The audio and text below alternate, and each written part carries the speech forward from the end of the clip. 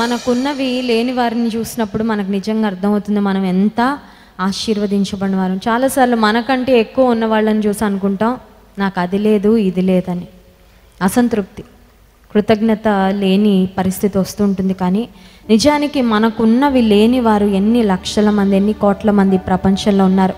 అన్నిటికన్నా విలువైన రక్షణ భాగ్యము దేవుడు మనకు ఇచ్చాడు. మనం ఏదో నీతిమంతులమని యోగ్యులమని కాదు, కానీ తన ఉచితమైన కృప ద్వారా హీ హ్యాస్ హ్యాండ్ పిక్డ్ అస్.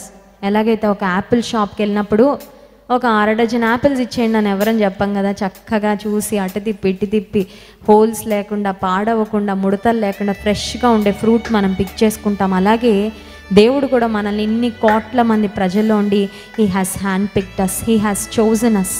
ఆయన కృప ద్వారా మనల్ని ఎన్నుకున్నాడు, ఏర్పాటు చేసుకున్నాడు. నిజంగా మనం ఎంత ఆశీర్వదించబడినా వారమో. యేసు నీవే కావాలయ్యా, నాతో కూడా రావాలయ్యా. దేవుని సహాయం కొరకు అడుగుదాం. ప్రభా నీ సన్నిధి నాకు కావాలయ్యా, నీ తోడు నాకు కావాలి, నీ సహవాసం నాకు కావాలి.